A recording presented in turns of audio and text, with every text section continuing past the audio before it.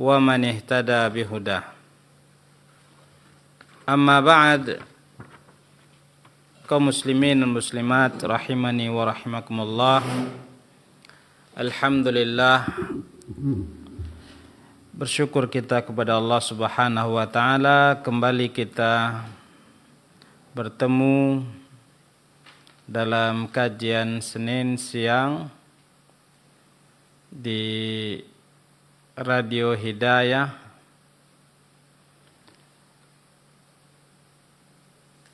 yang insyaallah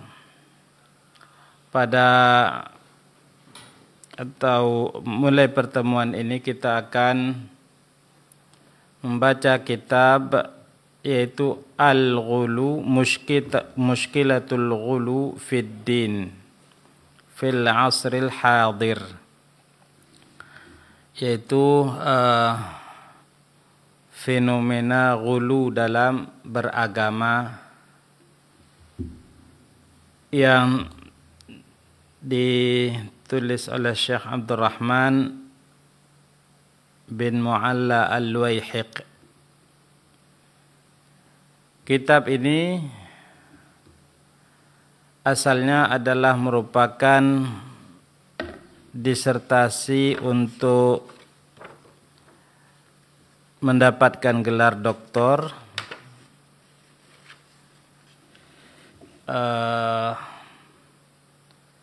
yang ditulis oleh pengarang hafizahullah. Kemudian setelah itu kitab ini direkomendasikan oleh panitia untuk dicetak. Jadi asalnya disertasi, kemudian setelah itu kitab atau disertasi yang beliau tulis ini direkomendasikan oleh panitia atau tim penguji untuk dicetak. Sehingga dicetaklah kitab ini dengan judul yaitu Mushkilatul Ghulu fid Din fil Asril Hadir, Al-Asbab, Al-Athar, Al-Ilaj. Yang dalam edisi bahasa Indonesianya mungkin bisa kita katakan yaitu fenomena ghulu dalam beragama di zaman sekarang. Sebab-sebab, kemudian dampak-dampaknya, kemudian bagaimana cara penanggulangannya.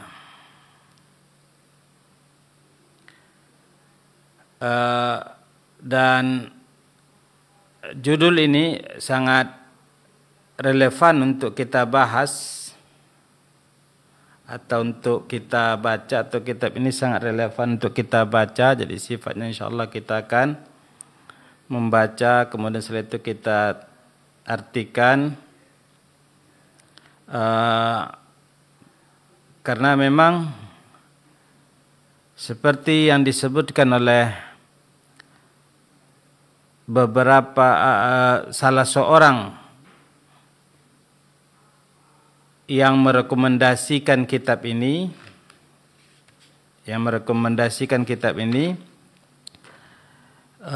bahwasanya fenomena ghulu ini adalah merupakan fenomena yang sudah muncul dari zaman dahulu, sudah ada. Cikal bakal atau bakat-bakat ghulu ini sudah ada dari zaman dulu. Artinya sepanjang zaman, dari dulu sampai sekarang, bakat-bakat ghulu ini ada. Maka apabila kita tidak tahu, tidak mustahil kita terjerumus ke dalamnya tanpa kita sadari. Karena kadang-kadang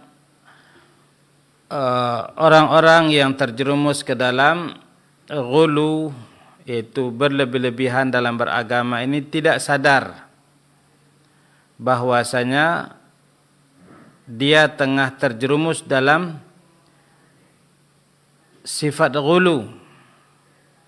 Kenapa? Karena dia mengira bahwasanya itu baik-baik saja di dalam beragama, sehingga tidak ada masalah. Padahal dia tengah terjerumus di dalam sifat yang tercela ini. Kenapa kita katakan tercela? Karena Allah Subhanahu wa taala melarangnya di dalam Al-Qur'an. Nabi sallallahu alaihi wasallam juga melarang di dalam hadis. Di antaranya Allah Subhanahu wa taala berfirman, "Ya ahlal kitab la taghlu fi dinikum." Wahai ahlul kitab, janganlah kalian berlebih-lebihan di dalam beragama. Nanti akan dijelaskan oleh beliau hafizahullah, yaitu maksud dari berlebih-lebihan. Apa makna dari berlebih-lebihan di dalam beragama yang dilarang oleh Allah Subhanahu wa taala? Intinya Allah Subhanahu wa taala larang di dalam Al-Qur'an, la taghlu fi dinikum. Dan Nabi sallallahu alaihi wasallam juga mengatakan, halakal mutanatti'un.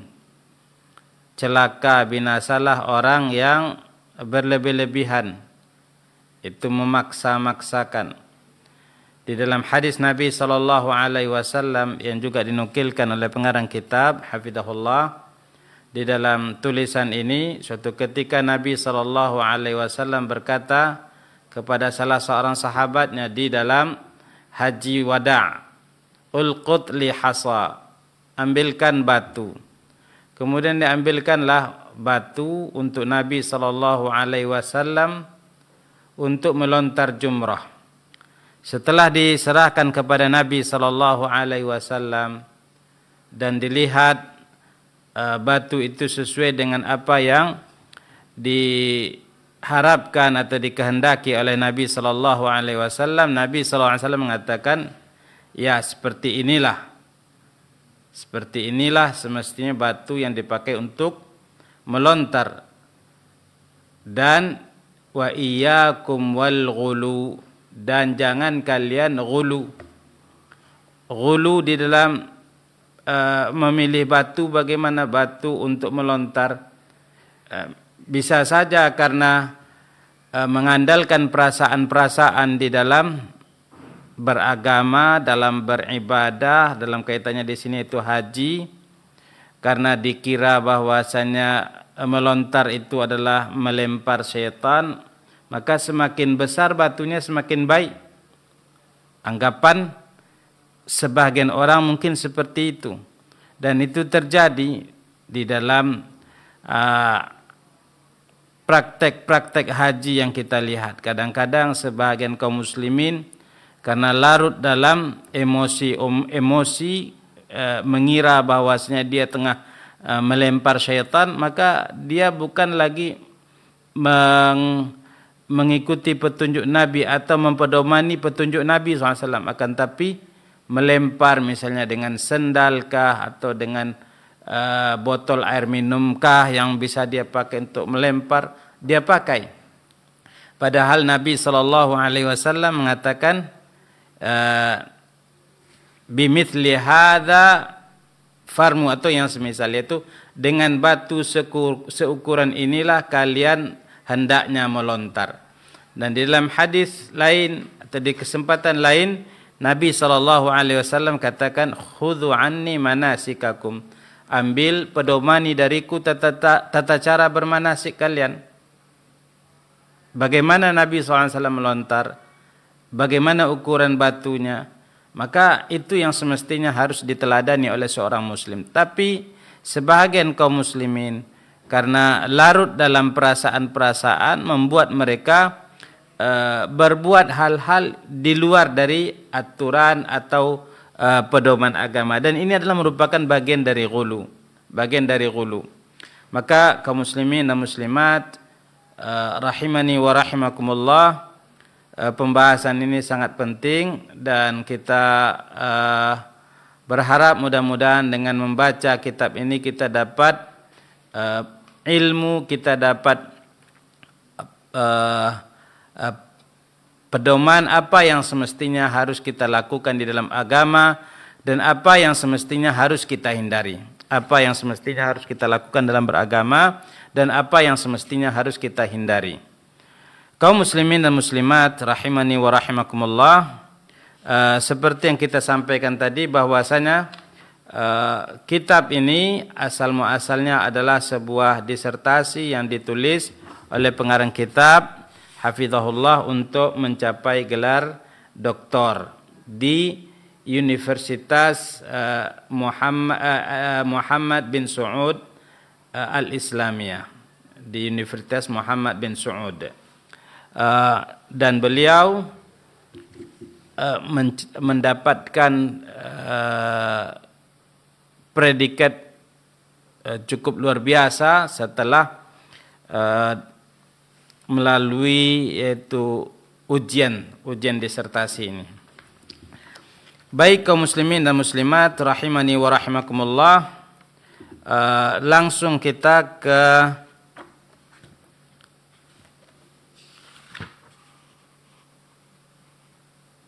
lamhah min mushkilatil ghulu.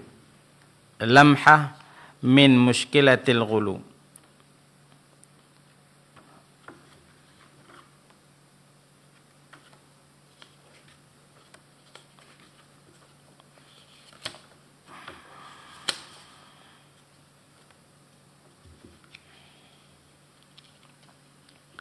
Sebelumnya kita baca sedikit muqaddimah sekalipun tidak seluruhnya. Kata pengarang kitab hafizahullah, alhamdulillahil awwal alladzi laisa qablahu syai'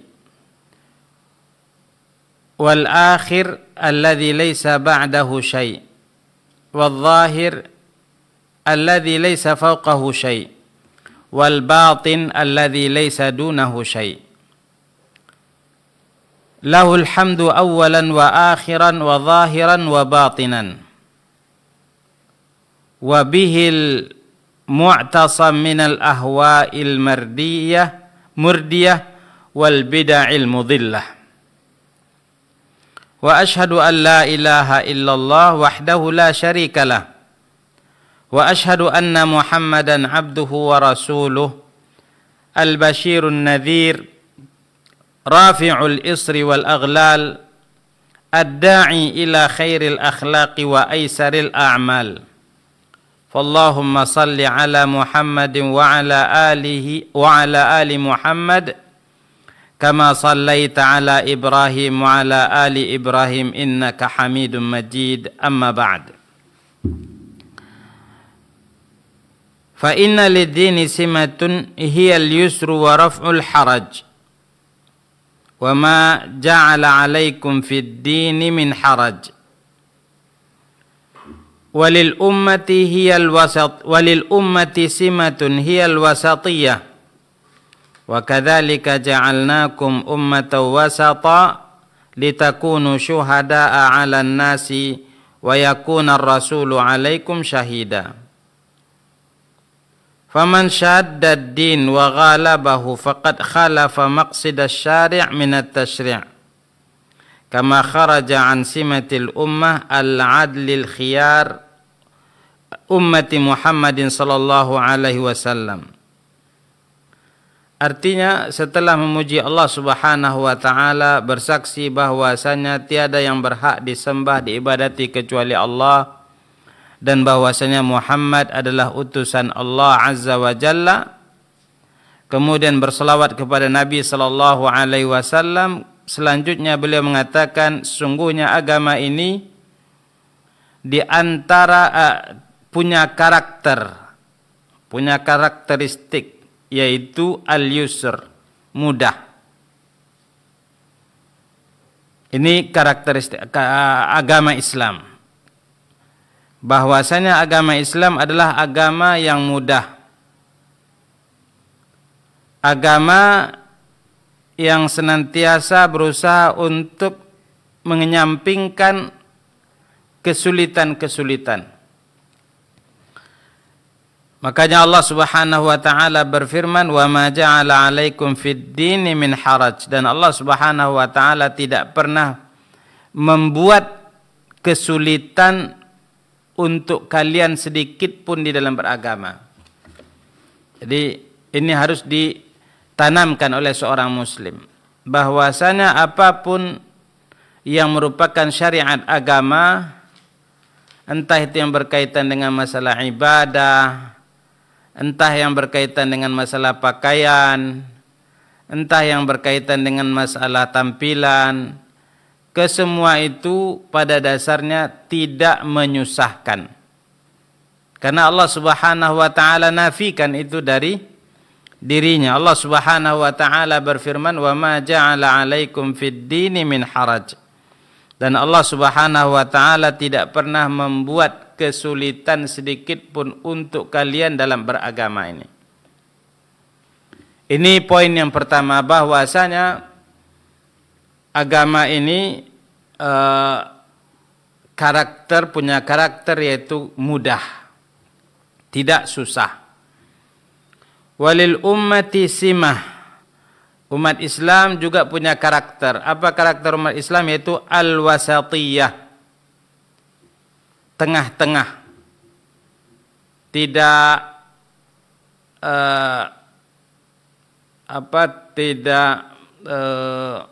ekstrim kanan, tidak ekstrim kiri, ya, seperti itulah kira-kira. Itu tengah-tengah. Atau dalam bahasa kita sekarang mungkin sering disebut dengan moderat. Bahwasanya umat Islam ini punya karakter yaitu moderat, tengah-tengah. Allah Subhanahu wa taala sebutkan itu di dalam Al-Qur'an, wa kadzalika ja'alnakum ummatan wasata. Dan demikianlah Allah Subhanahu wa taala telah jadikan kalian sebagai umat yang tengah-tengah. Yang tengah-tengah. Litakunu syuhada'a 'alan nas. Allah Subhanahu wa taala jadikan kalian umat Islam, umat Nabi Muhammad SAW, umat yang pertengahan, moderat, agar kalian menjadi saksi atas manusia nanti. Wa yakunur rasulu 'alaikum syahida. Wa yakunar rasulu 'alaikum syahida. Kemudian setelah itu Rasul sallallahu alaihi wasallam menjadi saksi untuk kalian. Rasul sallallahu alaihi wasallam menjadi saksi untuk kalian dan kalian menjadi saksi untuk manusia. Dengan sifat kalian yaitu moderat. Faman syaddad din wa ghalabahu faqad khalafa maqsid asy-syari' min at-tasyri'.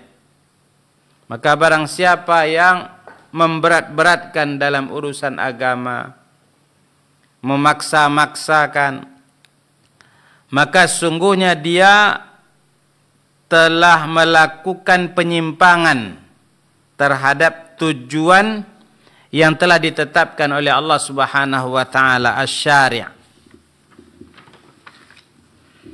Wa tilkal musyaddatu afatun min afatil i'rad an dinillah. Bala buliya biha fi amun minal mutaqaddimin. Kama buliya biha aidan qaumun minal mutaakhirin. Dan berlebih-lebihan, memaksa-maksakan di dalam beragama adalah merupakan suatu penyakit atau suatu musibah. Suatu musibah. Akan tetapi ironinya musibah ini, penyakit ini telah menimpa sekelompok orang dari orang-orang terdahulu. Begitu juga orang-orang yang datang belakangan. Dia musibah, dia adalah merupakan penyakit, akan tapi tak terelakkan. Banyak orang-orang terdahulu yang terjerumus ke dalamnya. Begitu juga orang-orang yang datang belakangan. Walaqad tasadda ahlul ilmi wa talabatuhu fil asril hadits li alwanin min al-inhiraf syatta walakinnahum lam yatasaddaw lil ghulu bil qadri alladhi yaqta al-hujjah wa yubayyin al-mahajjah. Dzalika anna inhiraf al-ghulu anna inhiraf al-ghulu sahabahu inhirafat fi fahmil ghulu wa tasawwuri madhahirih wa ta'amuli ma'a ahlih faqad madda kulla ba'ihi fi hadzal amr bima la yasuddu nahamahu wa la yaballu awaman bal fihi sum az-zu'af fa kharajal amru an tawrih wa arba'an haddi hatta ghadat ba'du turuhat tuttakhadh min muharabatil ghulu tuka'atan lit-ta'ni fil Islam. Artinya kata beliau, dan banyak yaitu orang-orang yang punya latar belakang ilmu, punya latar belakang ilmu, terjerumus dalam kesalahan-kesalahan, penyimpangan-penyimpangan, dan tidak ada manusia yang tak salah. Tidak ada manusia yang tak salah. Kan tapi alhamdulillah, kalau betul dia adalah orang yang berilmu, ulama biasanya tidak sampai pada taraf ghulu. Tidak sampai pada taraf ghulu. Namun yang lain-lain itu terjerumus ke dalam ghulu. Yang sayangnya, orang kalau sudah terjerumus ke dalam ghulu, maka akan muncul penyimpangan-penyimpangan berikutnya. Penyimpangan-penyimpangan berikutnya. Kemudian selanjutnya kata beliau hafizahullah, wa naqada akharun mufakkirun wa musaqqafun wa sahafiyun al-ghulu wa laysa lahum min al-ilmi hadhun yu'ahhiluhum litamyiz al-ghulu min al-i'tidal. Banyak orang yang mencoba untuk berbicara tentang masalah ghulu ini. Akan tapi sayangnya mereka tidak punya ilmu, tidak punya pemahaman yang benar tentang hakikat ghulu itu sendiri. Mana yang dianggap ghulu itu. Sehingga kadang-kadang orang yang ingin berpegang teguh di dalam agama pun dituduh dengan dengan alasan ghulu kadang-kadang. Ada orang yang ingin beragama dengan baik, bagi sebahagian orang yang tidak paham tentang masalah ini, dia menganggap bahwasanya itu adalah merupakan bahagian dari ghulu. Bahagian dari ghulu. Kenapa? Karena memang banyak orang yang berbicara. Banyak orang yang berbicara tentang masalah ini, padahal mereka tidak punya ilmu yang cukup atau ilmu yang mumpuni dalam masalah ini. Wa fawqa hadhil ghuthathah tanafukhun wa tashabbu'un yuhim bihi ba'd al-kuttab al-mawdu'iyyah wal ilmiyah wal ilm minhum bara. Dan sebahagian lagi ada yang menunggangi isu-isu ini. Ini adalah ghulu, atau kalau dalam bahasa kita sekarang mungkin yaitu berlebih-lebihan, ekstrim dalam beragama.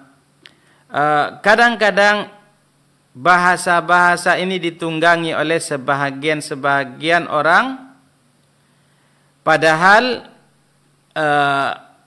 ilmu berlepas diri dari pemahaman-pemahaman yang semacam itu.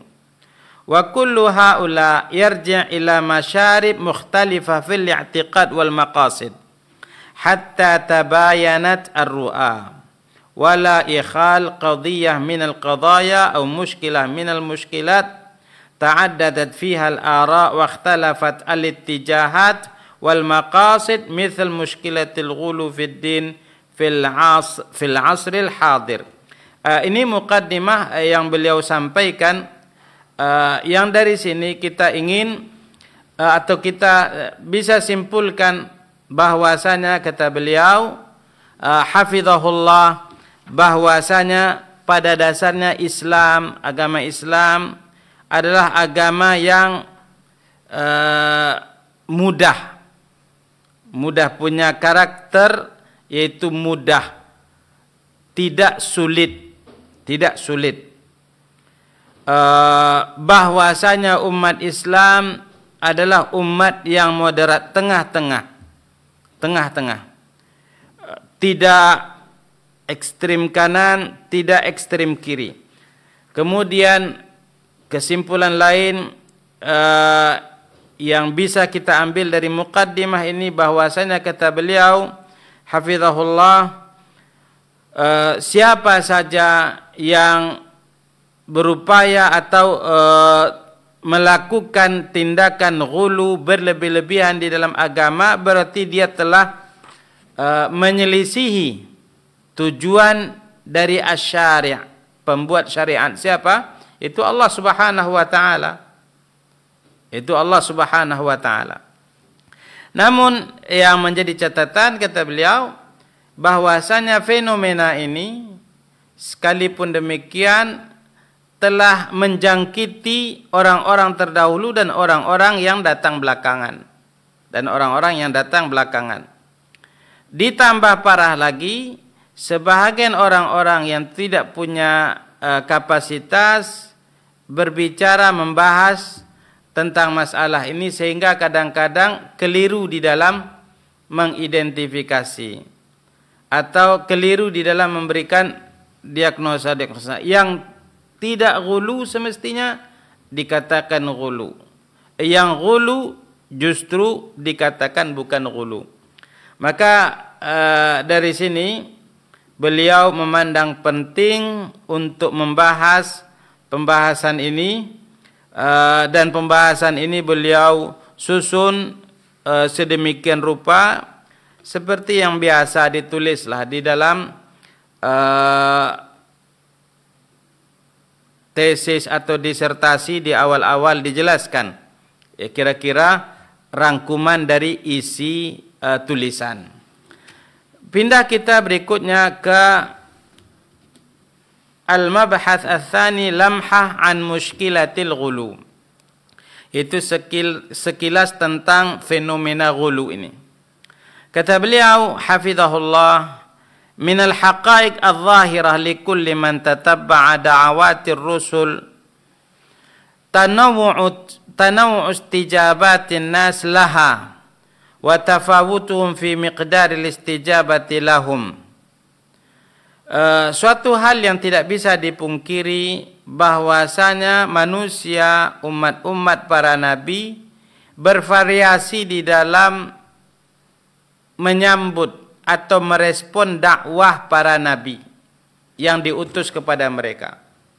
Bervariasi respon mereka. Ada yang mutamassik bil haq mustaqim ala tariqih. Ada yang berpegang teguh dengan kebenaran, istiqamah, komitmen di atas jalan kebenaran itu. Itu satu. Sebagian lain ada yang mufarrid, za'ir, mudayyi' li hududillah. Ada yang lalai, melalaikan, menyia-nyiakan risalah para nabi, meremehkan, melalaikan ajakan-ajakan para anbiya. Para anbiya menyuruh untuk begini, diabaikan. Para anbiya memerintahkan untuk begini, tidak dipedulikan. Ini namanya itu lalai. Ini yang kedua. Yang ketiga, ghalin tajawaza hududallah. Ada yang berlebih-lebihan. Jadi tiga cara di dalam bersikap, merespon. Wa kullu ulaika wujidu fi man sabaqa ummata Muhammadin sallallahu alaihi wasallam. Dan ketiga cara ini, ketiga sikap di dalam merespon dakwah para nabi itu ada pada umat-umat terdahulu. Fa Banu Israil ghalau fi dinihim. Contoh misalnya Bani Israel ini berlebih-lebihan di dalam beragama. Makanya dilarang oleh Allah Subhanahu wa taala, turun teguran dari Allah Subhanahu wa taala untuk mereka. Allah Subhanahu wa taala berfirman, "Ya ahlal kitab la taghlu fi dinikum." Wahai ahlul kitab, janganlah kalian berlebih-lebihan dalam beragama, agama kalian. Wala taqulu 'ala Allahi illa al-haq. Dan jangan kalian mengatakan atas Allah Subhanahu wa taala kecuali yang hak, yang benar.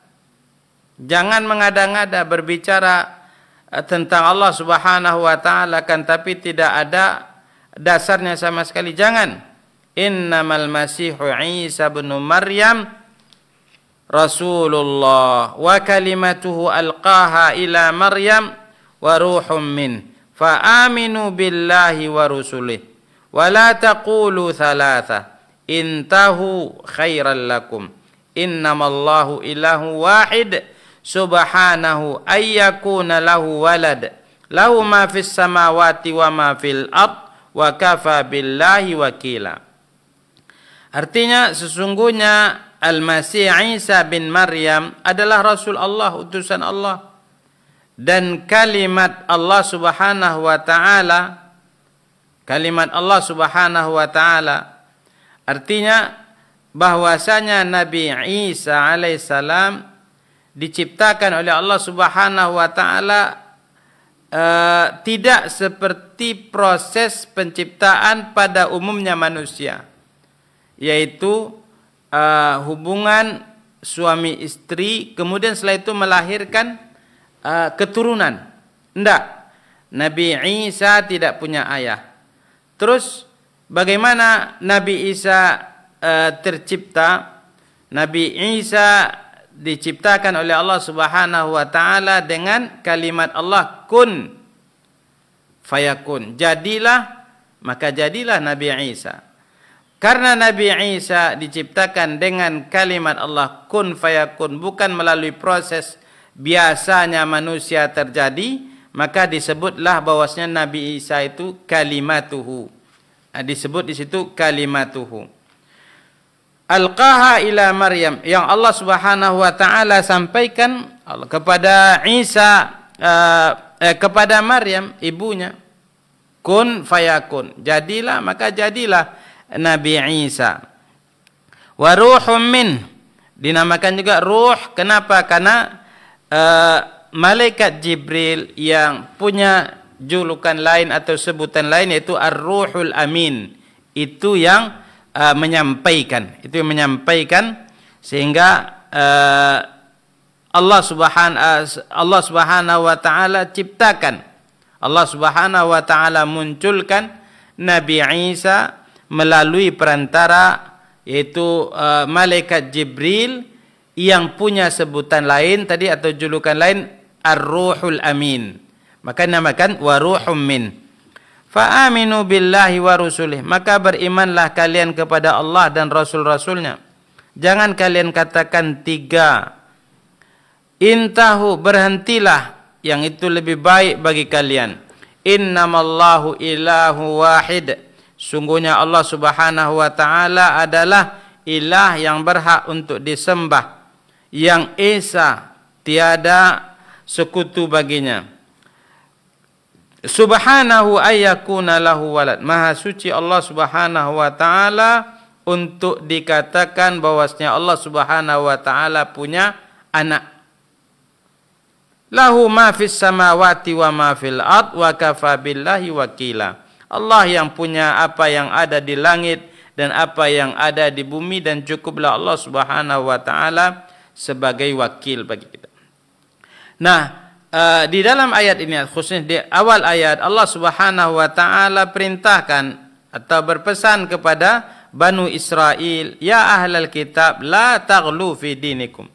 Jangan kalian ghulu. Ini wa kullu ulaik, yaitu bahwasanya segala macam bentuk atau sikap merespon, ada yang istiqamah, ada yang lalai, ada yang berlebih-lebihan. Itu ada pada umat-umat sebelum umat Nabi Muhammad sallallahu alaihi wasallam. Contohnya Banu Israel tadi. Allah Subhanahu wa taala juga berfirman, "Qul ya ahlal kitab la taghlu fi dinikum ghairal haqq wa la tattabi'u ahwa'a qaumin qad dhallu min qabl wa adallu katsiran wa dhallu an sawa'is sabil." Wahai ahlul kitab, janganlah kalian berlebih-lebihan di dalam agama kalian kecuali yang hak, dan jangan kalian mengikuti hawa nafsu, jangan kalian mengikuti ahwa qaumin, yaitu kesesatan suatu kaum yang sudah sesat sebelum kalian, dan mereka bahkan banyak menyesatkan yang lain-lain sehingga mereka semua tersesat dari jalan Allah Subhanahu wa taala. Kembali Allah Subhanahu wa taala katakan di dalam surat Al-Maidah ini, "Qul ya ahlal kitab la taghlu fi dinikum." Kemudian kata beliau hafizahullah, wa hatanil ayatan wa in kanata muta'alliqatain bi ahlil kitab fa innal murada tahdhiru hadhihi al ummah litajtaniba asbab halakil umamis sabiqah. Sekalipun dua ayat yang telah lalu berbicara tentang ahlul kitab, itu konteksnya itu berbicara kepada ahlul kitab, akan tetapi maksud dari ayat itu apa? Maksudnya itu peringatan untuk selain ahlul kitab juga. Memang yang yang menjadi sasaran adalah ahlul kitab dalam ayat itu. Akan tetapi maksud dan tujuan dari ayat itu berlaku untuk umat-umat yang lain. Apa itu? Itu tahdhir hadhil ummah litajtaniba asbab halak al-umam as-sabiqah, agar umat ini termasuk umat Nabi Muhammad sallallahu alaihi wasallam menjauhi sebab-sebab binasanya umat terdahulu. Kenapa? Karena umat terdahulu termasuk di antaranya ahlul kitab ini binasa karena sebab ghulunya. Makanya dikatakan oleh Nabi SAW dalam hadis yang tadi kita sebutkan, kita singgung, halakal mutanatti'un, binasa, hancur orang-orang yang mutanatti', yaitu berlebih-lebihan. Walidzalika qarana Nabi SAW an-nahya 'anil ghulu bi bayani annahu sababu halakil umam as-sabiqah.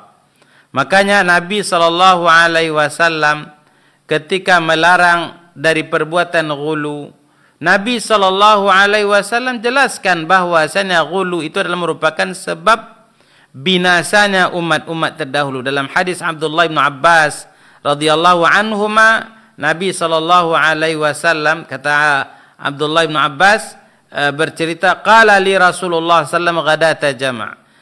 Nabi SAW berkata kepadaku waktu pelaksanaan ibadah haji. Khususnya di tanggal 10, halumma ulqut li hasa, sini ambilkan batu untukku, kata Rasulullah SAW. Falaqattu lahu hasayat min hasal khadaf. Kemudian aku pun mengambilkan bebatuan untuk Nabi SAW untuk keperluan melontar, yang ukurannya itu sebesar kira-kira biji kurma lah. Falamma wada'ahunna fi yadih, setelah batu itu diterima oleh Nabi SAW, diletakkannya di tangannya, qal na'am bi amthali haula. Kata Nabi SAW, ya, seperti batu-batu ini, ukurannya seperti inilah kira-kira. Wa iyyakum wal ghulu fid din, dan jangan kalian ghulu dalam agama. Kata Nabi berikutnya, fa innama ahlaka man kana qablakum al-ghulu fid din.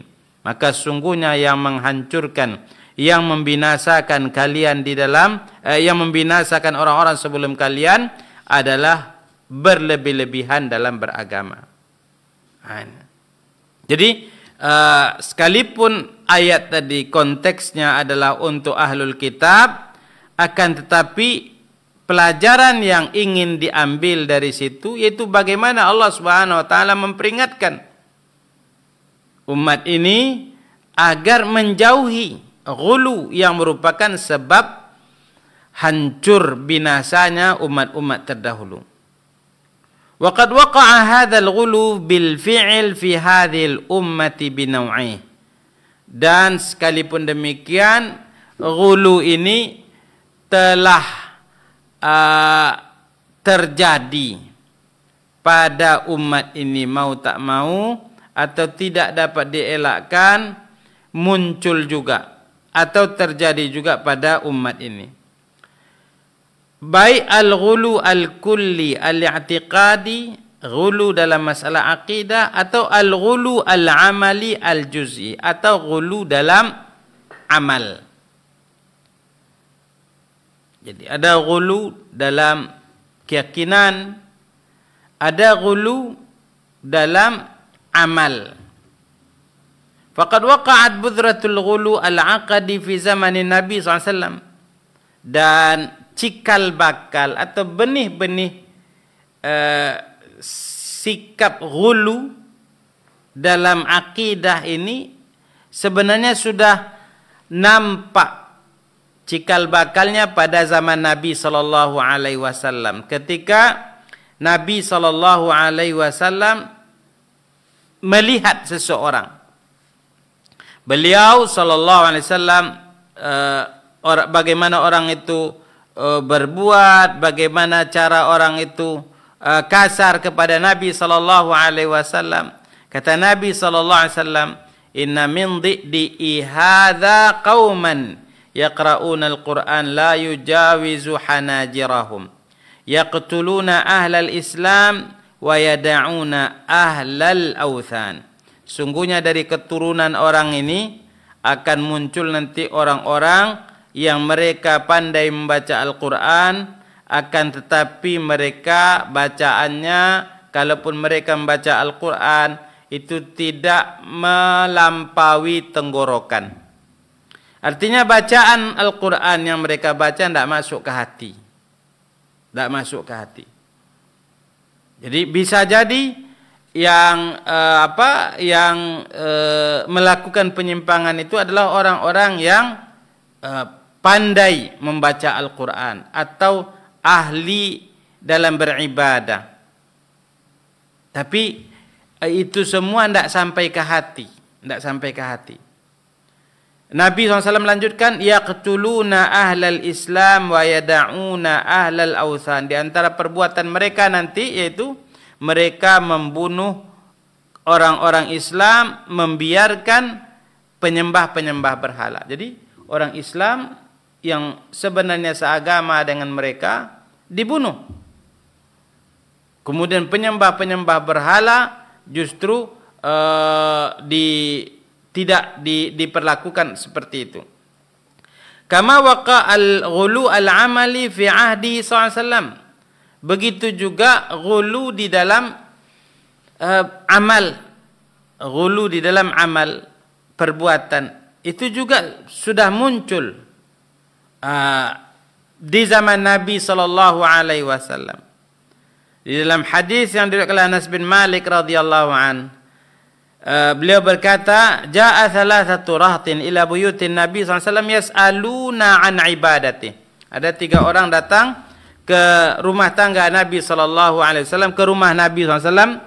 Kemudian mereka bertanya tentang ibadah Nabi SAW kepada istri Nabi SAW.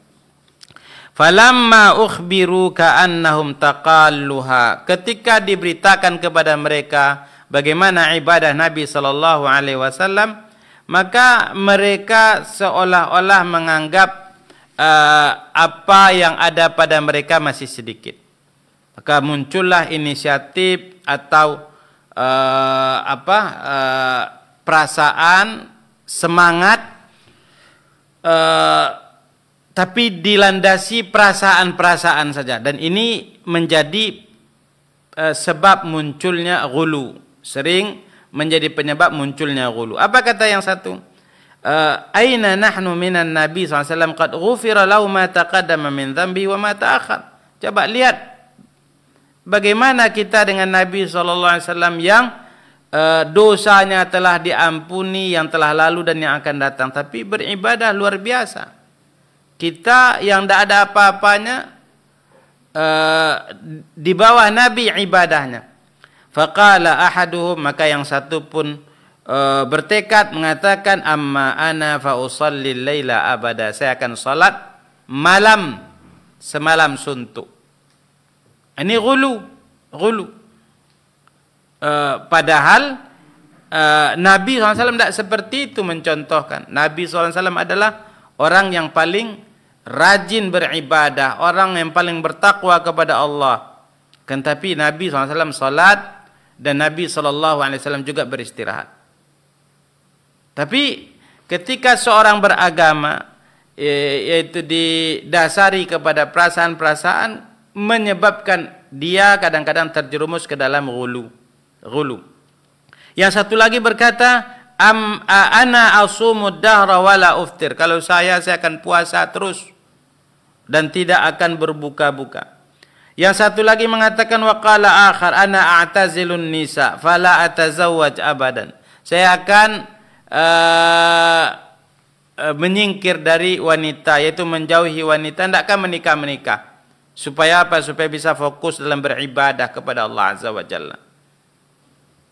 Ini tekad mereka. Faja'a Rasulullah sallallahu alaihi wasallam. Maka datanglah Nabi sallallahu alaihi wasallam, dan Nabi sallallahu alaihi wasallam berkata, inni la akhsyakum lillahi wa atqakum lah. Saya lebih bertakwa kepada Allah daripada kalian. Saya lebih takut kepada Allah SWT daripada kalian.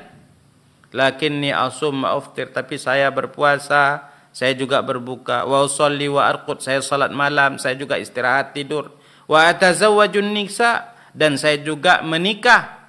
Faman raghiba an sunnati falaysa minni, barang siapa yang tidak senang dengan sunnahku, tidak setuju dengan sunnahku seperti ini. Inilah sunnah Nabi SAW, yaitu tengah-tengah, tidak menyusahkan badan sehingga cenderung mungkin memberat-beratkan sampai sakit, akan tapi tidak pula bermalas-malasan. Moderat di tengah-tengah. Itulah sunnah Nabi sallallahu alaihi wasallam. Wa hadzal ghulu al-amali al-juz'i tatakarrar suwaru fi kulli zaman ala aidi afradin minan nas. Dan ghulu dalam bentuk amal ini ulang-ulang terjadi atau terjadi dalam bentuk-bentuk lain sesuai dengan perkembangan zaman atau berlalunya zaman, muncul saja terus. Ini kaum muslimin dan muslimat yang dimuliakan oleh Allah SWT. Intinya beliau di dalam pembahasan ini, yaitu tentang lamhah an mushkilatil ghulu, ingin menjelaskan bahwasanya sikap orang-orang di dalam merespon dakwah para nabi itu bervariasi, bermacam-macam. Ada yang berpegang teguh sesuai dengan apa yang dimaksudkan dari dakwah para nabi, itu yang diharapkan. Ada yang lalai, bermudah-mudahan menyia-nyiakan ajaran agama, itu yang tidak diharapkan dan harus kita hindari. Ada yang berlebih-lebihan melampaui ketentuan-ketentuan Allah, itu juga yang tidak diharapkan dan yang menjadi pembahasan dalam kitab ini. Ini mungkin yang bisa kita baca di muqaddimah ini. Selanjutnya beliau menjelaskan kalau tentang ghulu yang berkaitan dengan masalah i'tiqad, bagaimana munculnya, bagaimana berawal dari munculnya setelah terbunuhnya Utsman bin Affan radhiyallahu an, kemudian muncul kelompok-kelompok dari kalangan para sahabat. Ada yang memilah ke sini, ada yang memilah ke sini. Awal mulanya para sahabat masih tidak saling serang menyerang di antara mereka. Hanya saja mereka ingin menuntut, itu saja, menuntut agar pembunuh Utsman diadili. Itu sebenarnya. Akan tapi ada yang menyusup, kemudian setelah itu menyulut api permusuhan di antara kelompok-kelompok sehingga pecahlah perang, namanya perang Jamal. Kemudian setelah itu nanti ada muncul lagi perang Siffin. Perang Siffin yang disinilah muncul ada namanya Khawarij, ada namanya Rafidah. Yang ini adalah sekte-sekte yang punya pemahaman ghulu. Bagaimana tidak ghulu sehingga mereka akhirnya nekat berani mengkafirkan para sahabat Nabi yang tidak sejalan dengan mereka ketika itu, dikafirkan. Atau kalau Rafidah yaitu mengkultuskan sebahagian sahabat-sahabat Nabi, terutama Ahlul Bait. Nah, ini yang beliau sampaikan di pembahasan ini, itu lamhah an mushkilatil ghulu, sekilas tentang fenomena ghulu ini. Mungkin ini yang bisa kita baca, insyaallah kita lanjutkan pada pertemuan berikutnya. Wallahu taala a'lam. Ya, naam, jazakallahu khairan kita ucapkan kepada guru kita Abu Rafiq Al-Ustaz Khalid Abdul Somad LCMA hafizahullah taala. Di kesempatan kali ini mohon maaf sebesar-besarnya belum bisa kita terima untuk layanan interaktif ya, baik telepon atau pertanyaan yang sudah dikirim ke WhatsApp. Berhubung kurang lebih 3 atau 4 menit lagi kita akan memasuki waktu untuk menunaikan ibadah salat fardu asar di wilayah Kota Pekanbaru dan sekitarnya. Kita akan tutup dengan sedikit tambahan nasihat dari Ustaz sebagai closing atau ikhtitam kita. Tafadhal masykur ya Ustazana. Baik,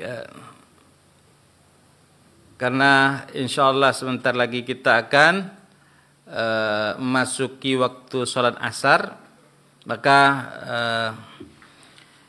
langsung saja kita lanjut ke ikhtitam, itu penutup di penghujung pembahasan ini atau kajian ini. Jadi kita ingatkan kembali tentang topik yang kita bahas dalam kajian membaca kitab ini, yaitu tentang ghulu fid din, yaitu sikap berlebih-lebihan di dalam beragama. Yang tadi sikap ghulu berlebih-lebihan dalam agama ini bisa jadi berkaitan dengan masalah akidah, i'tiqad, sehingga memunculkan keyakinan-keyakinan yang menyimpang, atau bisa jadi menyentuh atau merasuki kepada amal perbuatan, sehingga akhirnya melakukan amalan-amalan yang jauh dari petunjuk Rasulullah sallallahu alaihi wasallam, bahkan kadang-kadang cenderung untuk menyusahkan, menyakiti diri sendiri, memberatkan diri sendiri. Akan tapi tidak sadar. Karena itulah cara syaitan, tipu daya syaitan, talbis iblis di dalam menjerumuskan anak manusia, terutama orang-orang yang beriman.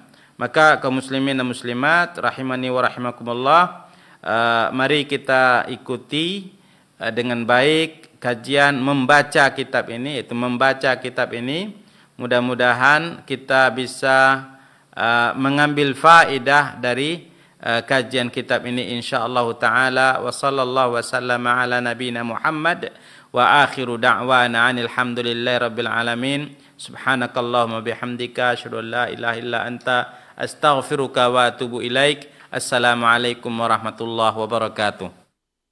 Waalaikumsalam warahmatullahi wabarakatuh. Wa jazakallahu khairan kita ucapkan kepada guru kita Al-Ustaz Khalid Abu Rafiq Al-Ustaz Khalid Abdul Somad LCMA hafizahullah taala yang sudah membuka kajian kitab baru fenomena ghulu terhadap agama ini. Baik kaum muslimin, mudah-mudahan kita bisa mengambil sedikit gambaran apa yang akan beliau bahas di kemudiannya. Baik, insyaallah kajian ini rutin setiap Senin qabla asar di studio Radio Hidayah bersama beliau Abu Rafiq Al-Ustaz Khalid Abdul Samad LCMA Hafizahullah Ta'ala.